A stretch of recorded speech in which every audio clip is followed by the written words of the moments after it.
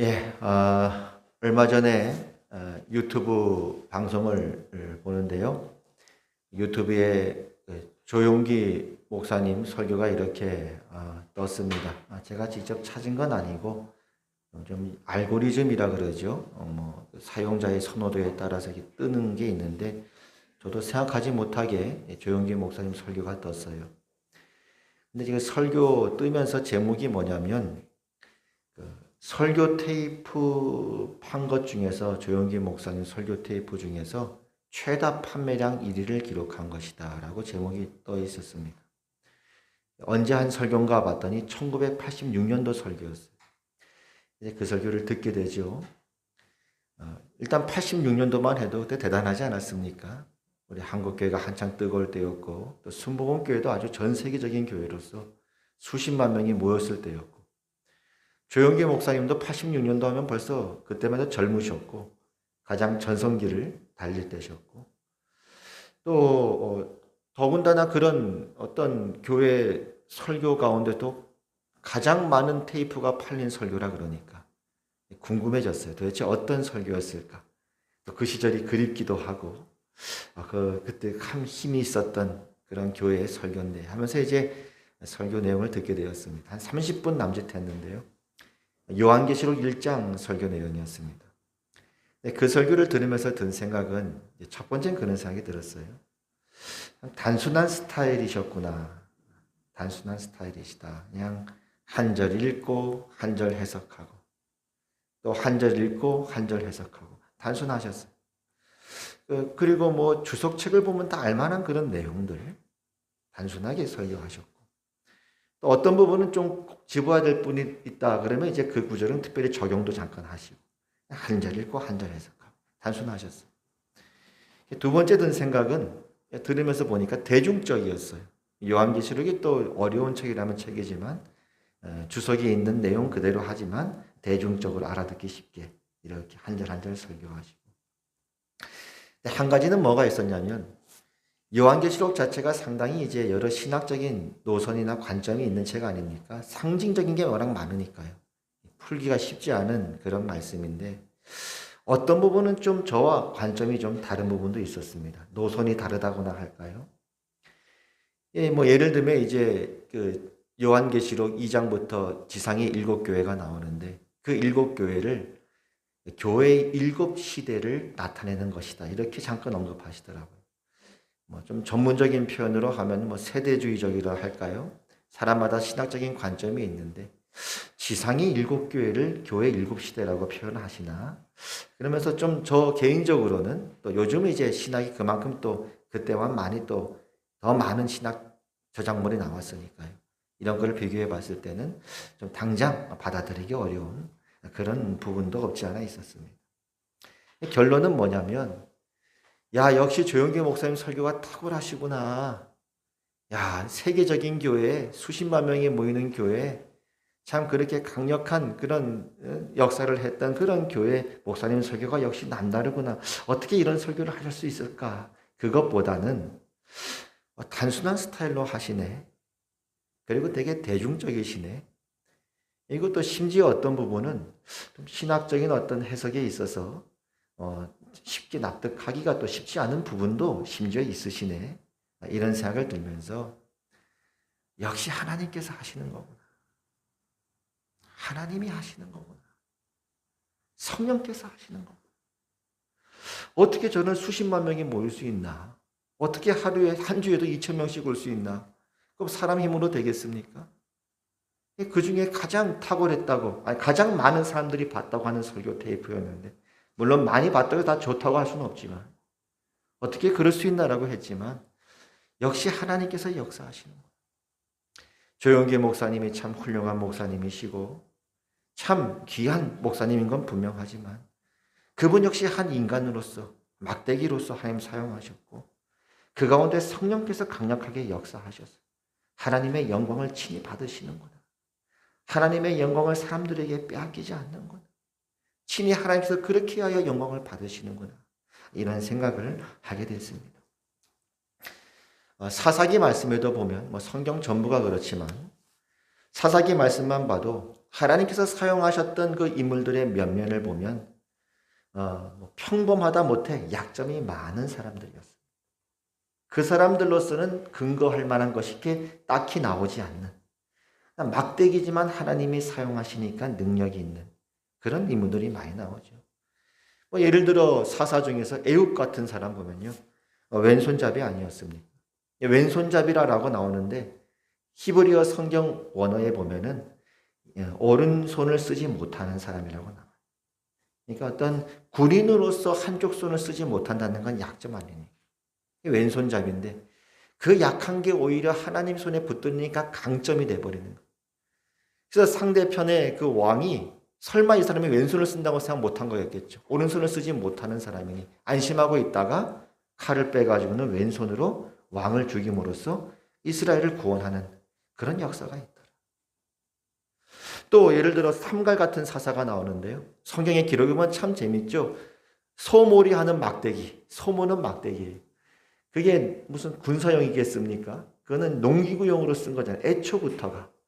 소모는 막대기로 블레셋 사람을 600명을 죽입니다.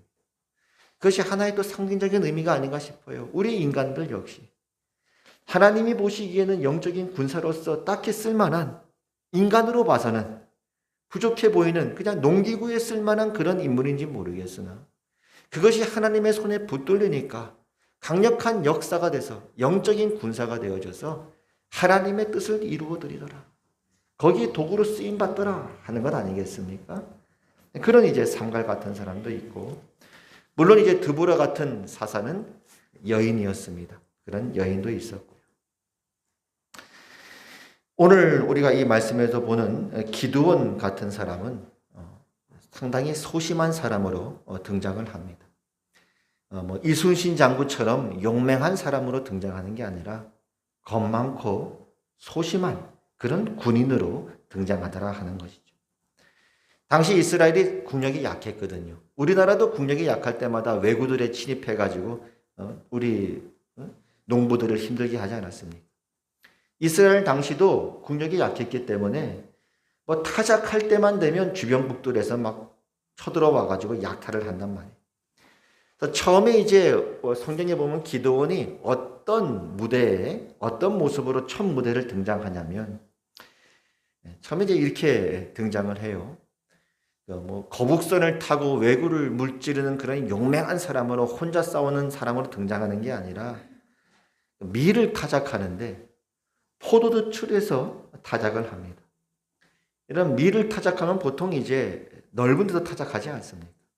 넓은 데서 타작을 하는데 혹시 이웃나라 혹은 약탈자들에게 내가 들켜서 그 타작한 거 다 빼앗길까봐 할 수 없이 숨어서 몰래 포도주 틀에서 타작을 하는 그런 소심한 모습, 겁먹은 모습으로 등장하더라 이 말이죠. 어떻게 보면 우스꽝스러운 모습이죠. 비유하자면 우리가 이제 김장을 하는데요. 김장하면 보통 이제 좀 이렇게 펼쳐놓고 하잖아요. 김장하는데 혹시 왜군들이 와가지고 김치 뺏어갈까봐 장롱 속에 숨어가지고 이제 김장을 하는 그런 소심한 모습으로 등장을 합니다. 그리고 또 이제 기드온의 모습을 보면 그 소심함이 어떻게 두 번째로 나타나냐면 이제 이스라엘 부대하고 백성들하고 이방의 부대하고 싸우는데 이방의 부대가 많은 사람들이 모여요. 미디안 사람들, 아말렉 사람들, 그리고 동방의 여러 연합군들이 모여서 13만 5천 명이 모입니다. 엄청나게 적은 숫자가 아니죠. 13만 5천 명이 모이는데 기드온이 이제 자신이 없는 거예요. 하나님의 부르심은 있는데 막상 일을 하자니 자신이 없으니까 우리가 알듯이 두 가지 시험을 하지 않습니까? 테스트를 합니다. 하나님, 제가 먼저 테스트 좀 합니다. 정말 제 손을 통해서 이스라엘을 구원하시려면 양털에만 제가 타작마당에 양털을 좀 뭉치를 넣을게요. 자고 일어나면 양털 뭉치에만 좀 이슬이 내리게 해주세요. 이렇게 테스트한단 말이죠. 자고 일어났더니 아니나 다를까 양털 뭉치에만 이슬이 가득한 거예요. 그 주변의 모든 마당은 이제 말랐습니다. 그럼 웬만한 사람 같으면 아멘 할렐루야 어떻게 이런 기적이 있나 싸우겠습니다. 그래야 좀 더 멋져 보이는데 기드온은 두 번째 또 시험을 해요. 하나님 한 번만 더 테스트할게요. 이번에는 양털만 마르고 나머지 주변의 마당은 다 이스라엘 적게 해주세요. 그래 기도한단 말이에요. 기적 아닙니까? 기도했더니 그 다음날 자고 일어났더니 양털만 마르고 나머지 주변의 마당은 깨끗하게 이제 이슬로 적게 되는 것이죠. 그런 두 번이나 테스트를 함으로써 이제 비로소 확신을 갖게 되는. 근데 그러고 나서 아멘 두 번이나 시험했으니 가자 할렐루야 하면 얼마나 좋겠습니까? 또 겁을 또 먹은 것 같아요. 오늘 우리가 읽진 않았지만 7장 10절에 보면 하나님께서 이렇게 말씀합니다. 기도원아 만일 너가 적군을 향해 내려가기를 두려워하거든. 아직도 겁을 먹은 거예요. 그러면 너 부하와 함께 그 적군의 진영으로 한번 내려가 봐라. 그래서 11절에 보니까 그들이 서로 하는 말을 들어라. 그럼 너가 용기를 얻게 될 것이다. 이렇게 말씀하세요. 겁을 많이 먹었다 이 말이죠. 그러고도. 그래서 이제 그 기드온이 부하와 함께 적 진영으로 내려가요. 몰래 그 사람들끼리 하는 얘기를 엿듣습니다. 어떤 얘기를 하냐면 그 사람들이 서로 얘기하는 거예요. 야, 내가 어제 꿈을 꿨어. 무슨 꿈을 꿨는데? 꿈을 꿨더니 보리떡 한 덩이가 우리 진영으로 내려와서 장막을 다 부셔뜨려 버렸어. 그랬더니 옆에 사람이 그 꿈을 해몽까지 해줘요. 야, 그건 기드온의 칼이야. 하나님께서 기드온을 들어서서 우리를 이제 공격하시려고 무너뜨리려고 하신 거야. 자기들끼리 그런 얘기를 하더란 말이에요. 기드온이 용기를 얻는 거죠. 다시 용기를 얻는 거죠. 이 보리떡이라고 하는 건 뭐냐면 당시 이스라엘 백성들 사이의 보리떡은 가나안 사람들이 먹는 그냥 이렇게 어떤 뭐 한찬타 그럴까요? 그런 떡이 이제 보리떡이었습니다. 그러니까 이제 흔했던 그런 음식이었는데 그건 보리떡은 바로 기도원 자신을 표현하는 거. 아, 보리떡 같은 나도 하나님 사랑하시는 거야. 별 볼일 없는 나도 하나님의 손에 붙들리니까 저 13만 5천이라는 저 대군을 물리치고 구원을 이루시는구나. 그게 확신하게 되는 것이죠. 근데 이제 하나님께서는 그것으로도 만족하지 않은 것 같아요. 하나님이 쓰신 면면을 보면 다 어떻게 보면 연약하고 부족해 보이는 그 사람 자신으로서는 어떤 근거를 내세울 만한 것이 없는 그런 사람들을 들어 쓰셔서 하나님께서 하나님의 일을 하시는데 그 정도 했으면 충분히 영광 받으시는 거 아닙니까? 이렇게 소심하고 겁먹는 기도원도 내가 사용했다. 그럼 될 것 같은데 그것으로 만족하지 아니하시고 그 다음 어떤 일을 하시냐면 안 그래도 적군이 13만 5천 명이나 돼요. 근데 이스라엘 군은 그래도 긁어 모은 사람들이 몇 명이 되냐면 3만 2천 명이 됩니다. 그러면 이제 13만 명이 넘는 적군의 부대하고 3만 명이 좀 넘는 부대하고 하면 4분의 1도 안 되는 거예요. 그거 갖고 싸워도 지금 부족할 판인데 하나님은 뭐라고 말씀하시냐면 3만 2천 명은 너무 많다는 거예요. 하나님의 계산법인 거예요. 그래서 오늘 2절에 보면 이렇게 말씀하십니다. 7장 2절에 여호와께서 기드온에게 이르시되 너를 따르는 백성이 너무 많은즉. 하나님의 계산법. 하나님 지금 적군의 숫자가 안 보입니까? 13만 5천 명이 모였습니다. 우리 지금 3만밖에 안 됩니다. 우리가 어떻게 많습니까? 근데 하나님은 왜 많다고 보시느냐? 이렇게 말씀하는 거예요. 내가 그들의 손에 이스라엘의 손에 미디안 사람을 넘겨주지 아니하리니 이는 이스라엘이 나를 거슬려 스스로 자랑하기를 내 손이 나를 구원하였다 할까 함이니라. 야, 기드온아, 지금 3만 명이 너무 많은 이유는 너가 너 스스로를 구원했다 자랑할까 봐 내가 그런 생각이 든다. 좀 사람들 돌려보내라. 그래서 뭐라고 명령하시냐면은 여러분 겁먹은 사람들 집에 돌아가세요. 그랬단 말이에요. 안 그래도 처자식 기다리고 있는데 돌아가라 그러니까 잘됐다 싶어서 돌아가는 사람에서 남은 사람이 몇 명이냐면 10,000명이 남습니다. 한번 생각해 보세요. 13만 명이 넘는 적군하고 3만 명 갖고도 지금 싸울까 말까 한데 그나마 돌아가고 10,000명 남았으니 이제는 10분의 1도 안 남은 거예요. 뭐 하란 말입니까? 근데 그 다음 하나님이 또 이렇게 말씀하세요. 오늘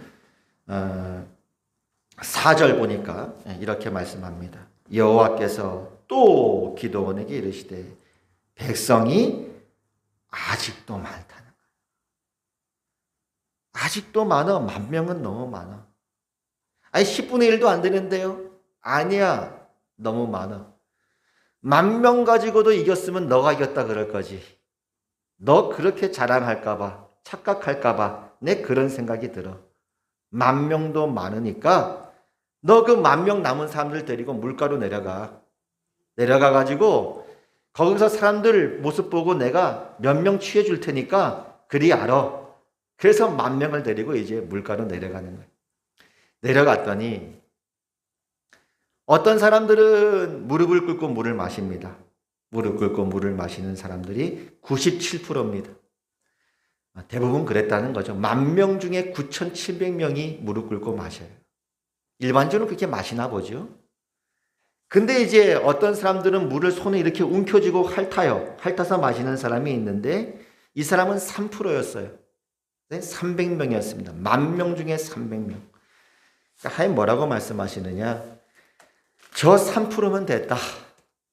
그 정도면 충분했다. 내가 저 300명의 사람을 데리고 싸워서 13만 5천 명을 이김으로 말미암아 내가 전쟁의 주인이요 내가 하나님인 것을 만천하에 드러낼 것이다 라고 말씀하십니다. 결국 승리하셨죠. 그럼 이렇게 한번 생각해 봅시다. 하나님께서 왜 그 10,000명의 물을 마시는데 한번 생각해 보세요. 일반적으로 무릎 꿇고 마시는 사람이 97%예요. 9,700명. 근데 왜 하필이면 그 사람들 중에 물을 이렇게 손에 움켜쥐고 마시는 사람이 3%밖에 안 되는데 왜 그 사람을 선택했을까요? 왜 그 사람을 선택했을까요? 많은 학자들은 어떻게 생각하냐면은 무릎을 꿇고 마시는 사람들은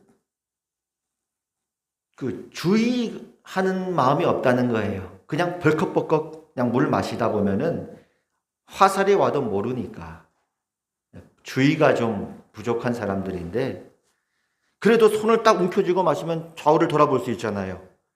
그러니까 늘 경계심이 투철하고 그리고 이제 작전을 펼치기에 아주 안성맞춤인 그런 정예부대다. 많은 사람이 이렇게 생각하고 요세푸스라고 하는 역사가는 정반대입니다. 똑같은 상황을 봐도 보는 관점이 다르잖아요. 요세푸스는 뭐라고 표현하냐면 겁먹은 사람들이다 이렇게 얘기하는 거예요. 그냥 물 마시면 되지 굳이 화살 올까 봐 무서워가지고 두리번거리면서 마시는 사람 보면 분명히 겁 있는 사람들이다. 기드온과 같은 연장선상이죠. 그렇게 보는 소수의 학자들도 있습니다. 여러분은 어떻게 생각하십니까? 왜 하나님께서 9,700명의 무릎 꿇고 마시는 사람을 내버려 두시고 300명의 물을 움켜쥐고 핥은 사람을 택하셨을까요? 저는 이렇게 생각합니다. 그렇게 택하신 이유는 그들이 3%였기 때문이다 이렇게 생각합니다. 왜냐하면 하나님 그 전에 뭐라고 말씀하셨죠? 10,000명이 너무 많다 그랬잖아요. 10,000명이 너무 많으니 9,700명 갖고 싸우겠다 그러지 않으실 거 아닙니까? 10,000명이 너무 많으니 저는 이렇게 생각해요. 무조건 적은 수를 택했다. 300명을 골라라. 반대로 만약에 300명의 사람들이 무릎을 꿇고 마셨으면 그 사람들을 택했을 것이다. 저는 그렇게 생각합니다. 그 사람들에서 어떤 다른 근거와 원인이 있어 찾으면 지금까지 말했던 게 다 꽝이 되는 거잖아요. 그죠? 그 사람들에게 근거와 원인이 있는 게 아니라 하나님은 하나님의 하나님 되심을 나타내기 위하여 혹시라도 우리가 승리했다라고 자만할까 봐 일부러 하나님은 약한 자를 들어서 인간이 보기에는 약한 방법으로 하나님의 강함을 나타내셨다라고 합니다. 이렇게 볼 수도 있는 거죠. 아브라함이 100세 때 아들 낳지 않습니까? 우리 식으로 말하면 10,000명이 아직도 많다는 말은 90살은 아직도 젊다는 거예요. 아브라함아, 내가 너의 자손으로 하늘의 별, 바다의 모래 같은 자손들을 만들어낼 거야. 너의 자손을 만들어내는 건 누가 만들어내는 거예요? 하나님이 내가 만들어낸다는 거예요. 만약에 아브라함이 90살 때 낳았으면 혹시 내가 잘해서 낳았다라고 스스로 착각할까 봐 90살도 아직 젊다. 100살은 돼야지. 그래서 일부러 100살까지 기다리셨고 인간적으로는 어떤 가망도 칠 수 없는 그런 환경 속에 하나님께서 친히 역사해 주셔서 그 자손들을 하늘의 별, 바다의 모래같이 많게 하심으로써 하나님의 하나님 되심을 만천하에 알게 하시는 것이 하나님의 방법이었다. 그 또 한 가지 볼 수 있는 건 오늘 이렇게 물을 이렇게 손으로 웅켜서 마시는 사람들의 모습을 어떻게 표현하냐면요. 멋진 모습으로 표현을 안 해요. 정예 군사처럼 저 봐라 독수리처럼 늘 경계하면서 물을 마시는 저 300명을 택하라. 그것도 아니고 저 사자처럼 용맹한 모습으로 물을 마시는 저들을 보라. 그렇게 말씀한 것도 아니고 의외로 뜻밖으로 반대로 성경은 뭐라고 말하냐면 개처럼 물을 하는 사람 택하라는 거예요. 칭찬입니까 아닙니까? 특별히 유대인의 문화 속에 개처럼 물을 하는다. 좋은 말이에요 아니에요? 제가 만약에 우리 기사님께서 물을 딱 마시는데 제가 옆에서 보면서 아유 개처럼 드시네요. 그건 뭐 칭찬이에요 아니에요? 밥을 막 먹는데 아유 개처럼 밥 먹습니다. 그렇게 하지 않을 거 아닙니까? 오히려 반대로 말씀하시는 거예요. 그들이 용맹하다 어떠다가 아니라 그들이 뭐 다 용맹해서 다 이렇게 마셨겠습니까? 그들이 다 겁먹어서 다 이렇게 마셨겠습니까? 어쩌다 보니 이렇게 마시는 사람도 있고 이렇게 마시는 사람도 있는 거예요. 근데 하나님은 일부러 약한 자를 들어서 약한 수를 선택해서 하나님의 하나님 되심을 나타내셨다는 것입니다. 그래서 오늘 말씀 보면 이렇게 말씀하고 있죠. 7장 5절이죠. 이에 백성을 인도하여 물가에 내려가매 여호와께서 기드온에게 이르시되 누구든지 개가 하는 것 같이 혀로 물을 하는 자들은 너는 따로 세웠더니 그 사람들이 3%였다. 할렐루야. 여러분 앞으로 물 마실 때 개처럼 마시기를 축복합니다.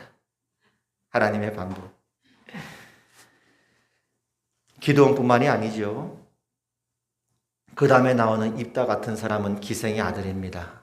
여러분 신문제 사회에서 기생의 아들이라 요즘 같은 시대로 보면 어떤 스펙도 없다는 거예요.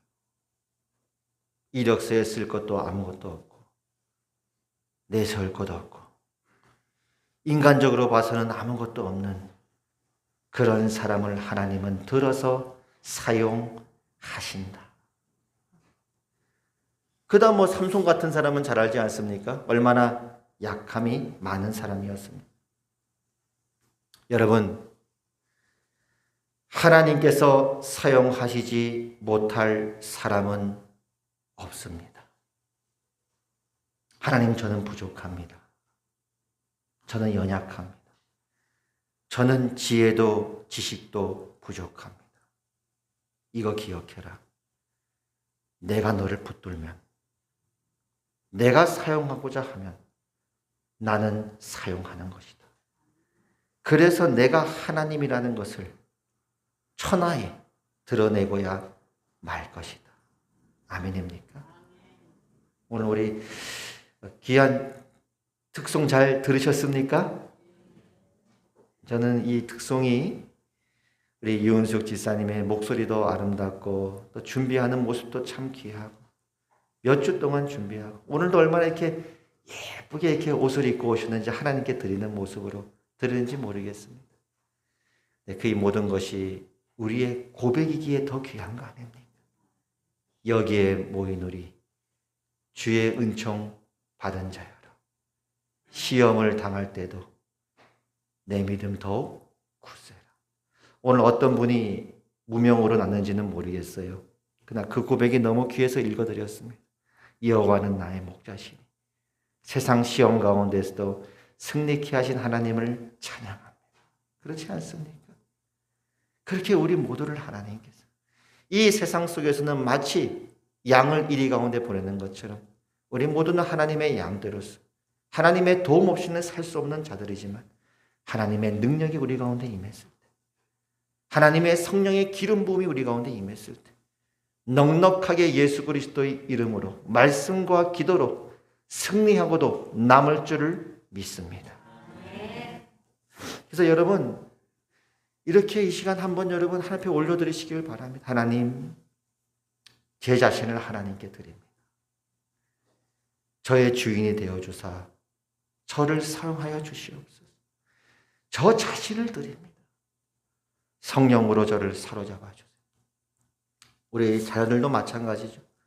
앞으로 크면 클수록 한계를 많이 발견할 겁니다. 세상이 만만치 않구나. 우리 엄마 아빠가 살았던 인생이 만만한 인생이 아니었구나. 어릴 때는 뭘 해도 그냥 다 사랑받고 그런 풍성한 사랑 가운데 자랐지만 광야로 가면 갈수록 사는 게 만만치 않구나라고 한계 상황에 도달할 때 모르겠습니다. 여러분, 그게 은혜입니다. 그때 이렇게 하는 거죠. 나는 부족합니다. 내 연약함을 깨달았습니다. 내 한계를 깨달았습니다. 그러나 그 다음이 은혜지요. 제 자신을 하나님께 드립니다. 그래야 하나님께서 영광 받으실 거 아니에요? 안 그러면 내가 잘해서 그랬다 그럴 거 아니에요? 그럴까 봐 10,000명도 아직도 많구나. 300명까지 줄여라. 90살도 아직 젊구나. 100살 동안 내가 너를 기다리겠다.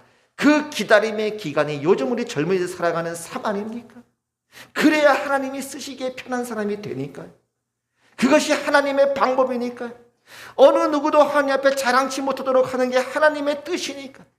하나님 당신의 영광을 누구에게도 빼앗기지 않는 게 하나님의 뜻이니까. 이게 성경의 기록이요, 하나님의 역사요, 하나님의 이야기요, 지금도 우리 가운데 함께 하시는 하나님의 뜻이니까.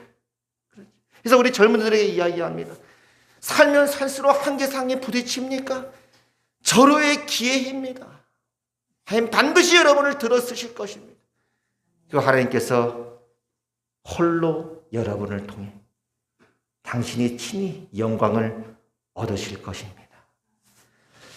교회로 한번 적용을 해보겠습니다. 여호수아서를 보면 요즘 이제 제가 여호수아서를 묵상하고 있는데요. 정복과 분배라고 한 큰 틀로 그렇게 볼 수 있다고 그랬죠. 근데 그런 생각이 들어요. 여호수아 시대로 가만히 한번 생각해 보면 정복하는 것이 하나님의 뜻대고 막 역사가 일어나가지고 정복을 다 했어. 해가 멈추기도 하고 막 우박이 떨어지기도 하고 여리고성이 무너지기도 하고 요단강이 갈라지기도 하고 막 그러면서 어쨌거나 전쟁을 해서 정복했단 말이죠. 정복함까지는 좋은데 다 수고한 사람들이잖아요. 문제는 이제 분배라는 생각이 드는 거예요. 어떻게 분배할 것이냐. 그게 시험에 들기 쉬운 거 아닙니까? 다 자기 지분이 있는 건데. 근데 이제 여호수아를 보면 첫 번째는 뭐냐면 자족하는 마음, 만족하는 마음을 늘 다시 한번 제가 묵상을 했어요. 자족하며 살자. 하나님이 나에게 맡겨진 분복에 감사하며 살자. 누구랑 비교할 것도 없고 하나님이 나에게 주신 목 가운데 살자. 그게 복된 인생 아니냐? 그렇지 않습니까? 하나님, 저 유다는 왜 저렇게 넓은 땅 줍니까? 유다만 편애하십니까? 하나님, 요셉의 자손들만 왜 저렇게 좋아하십니까? 에브라임 지파, 므낫세 지파는 저렇게 가나안 땅에 금싸라기 땅 주시고 나는 뭐 저 산골에 올라가라고 하십니까? 그렇게 할 것도 없고 비교할 것도 없고 하나님이 나에게 주신 것이 산지든지 평지든지 비탈길이든지 주신 대로 만족하며 오늘 하루하루 감사하며 살아가는 것이 신앙이 아니겠느냐? 이런 생각을 하고 있었는데 오늘날 여호수아서를 보는데 하나님께서 거룩한 열망을 구하라는 그런 마음을 주시는 거예요. 자족하는 삶, 만족하는 삶이 있지만 그것이 곧 안주하는 삶은 아니다. 거룩한 열망을 구하라. 왜냐하면 내가 맺어진 땅은 있지만 다른 집하고 비교할 건 없지만 여전히 쫓아내야 될 가나안 백성들이 있었으니까. 이미 임한 하나님의 나라와 아직 임하지 않은 하나님 나라 사이에서 여전히 내가 해야 될 사명이 남아 있었으니까 만족하며 자족하며 살아가는 삶이지만 거기에 안주하지 말고 하나님의 나라의 비전을 가지고 열망을 가지고 그 마음을 품고 살라는 그런 의미가 저에게는 와닿게 되었습니다. 기도했어요. 하나님, 저에게 거룩한 열망을 주세요 하고 이제 기도했거든요. 그 다음날 말씀을 읽는데 제 마음이 막 이렇게 뛰기 시작하는 거예요. 정말 그런 마음이 들고 막 뜨거워지기 시작하는 거예요. 자, 그런 생각이 들었습니다. 하나님께서 어쩌면 화평교회를 향해 지금 무슨 일을 하시고 계시는 뜻이 있겠구나. 여러분, 준비합시다. 하나님께서 지금 여러분 모두를 부르고 계십니다. 혹시 아까도 말씀드렸지만 내가 하나님을 일을 하기에 부족하다 그렇게 생각하는 분이 있습니까? 하나님은 말씀하십니다. 아니다. 너가 지식이 있건 없건 지혜가 있건 없건 가진 것이 많던 적던 상관없이 내가 사용하면 사용하는 것이다. 보리떡아, 내가 너를 부르노라. 오늘 성령의 이런 음성을 듣는 축복이 있기를 바랍니다. 하나님, 제가 보리떡입니다. 그러나 제 자신을 드리겠습니다. 가진 것도 없고 아무것도 없지만 내 자신을 하나님께 드리오니 성령 하나님 저를 사로잡아 주셔서 하나님의 이름과 영광을 위하여 사용하여 주시옵소서. 지난 2월 13일 주일날 과거를 알면 미래를 알 수 있다. 지난 40년, 50년 동안 하나님께서 한국교회를 위해 행하신 일이 무엇인가를 살펴보았죠. 과거를 보는 건 오늘을 위해서 보는 것 아닙니까? 내일을 준비하기 위해 보는 거 아닙니까? 하나님, 그렇다면 우리 화평교회는 또 크게나 한국교회는 앞으로 어떤 교회의 모습이어야 됩니까? 하나님 주신 마음은 옛 우물을 파야 한다. 40년, 50년 동안 하나님 주셨던 그 은혜를 기억하고 그 축복을 너희들이 지키고 그 신앙을, 그 믿음을, 그 축복의 내용을 다음 세대에 전수하는 것이 너희의 사명이 아니겠는가. 그래서 보았죠? 하나님의 임재와 영광, 예배에 대한 사모함과 갈급함. 오늘 여러분이 그렇게 준비했듯이 오늘 그렇게 주일을 준비하며 여러분들이 기도로 준비했고 또 엎드려서 또 하나하나 준비해가고 또 오늘 특송을 하기 위해 준비했고 그렇게 하나님 앞에 준비하면서 예배 가운데 나왔듯이 예배를 향한 사모함과 갈급함으로 하나님 당신을 향한 사모함과 갈급함으로 하나님께 나오는 그런 교회가 되어지기를 축복합니다. 그것이 한국교회에 주어진 축복이었습니다. 그리고 하나님과의 1대1의 만남. 하나님, 오늘 나에게 무슨 말씀 하시렵니까? 주님, 저에게 말씀해 주시옵소서. 음성을 들려주시옵소서. 어떤 말씀이든 주시면 제가 그 말씀에 따라 힘도 얻고 위로도 얻고 격려도 얻고 때로는 회개도 하고 순종도 하며 살겠습니다. 그렇게 하나님과의 친밀한 관계가 있는 그런 교회, 그리고 신앙의 경건한 습관, 어떤 인생이 복된 인생이냐, 어떤 교회가 복된 교회냐, 그리스도를 중심으로 하여 그 그리스도께 순종하는 그 삶이야말로 복된 인생이 아니더냐. 그리스도를 중심으로 순종하기 위해서는 어떻게 해야 되겠습니까? 말씀을 들어야 순종하든지 말까 아닙니까? 말씀을 모르는데 뭐 순종할 게 뭐가 있고 순종 안 할 게 뭐가 있어요? 그리스도께 순종하기 위해서는 말씀을 통해 하나님을 알아가고 뜻을 알아가고 또 순종한다고 순종이 쉽게 되겠습니까? 얼마나 영적 전쟁이 치열한데요. 기도를 통해 늘 깨어있고 하나님도 힘을 얻고 죄와 싸워 이길 수 있는 힘을 얻고 하나님과의 관계가 말씀과 기도였으면 사랑과의 관계, 믿는 성도끼리 모여서 영적으로 서로 교제해서 서로 위로하고 서로 격려하고 서로 붙들어주는 그런 교회. 안 믿는 사람과의 교제는 뭡니까? 안 믿는 사람에게 가장 줄 수 있는 건 뭡니까? 가장 큰 선물은 뭡니까? 예수 그리스도의 피 묻은 복음을 증거하는 것이죠. 그런 교회, 그리스도를 중심으로 하나님께 순종하고 말씀과 기도 가운데 하나님과의 관계, 세로줄 가운데는, 가로줄 가운데는 믿는 사람과의 교제와 전도를 통해서 그렇게 살아가는 교회가, 그런 성도가 건강한 성도가 아니더냐. 이것이 내가 지난 40년 50년 동안 한국교회에게 주어진 축복이 아니더냐. 너희는 이 신앙을 지키고 후세들에게 전수할 책임과 사명이 있느니라. 이것이 교회 소프트웨어입니다. 그 다음 하드웨어가 있어야 되겠죠. 우리가 가정이 있어야 또 집이 있잖아요. 두 가지 다 있어야 되겠죠.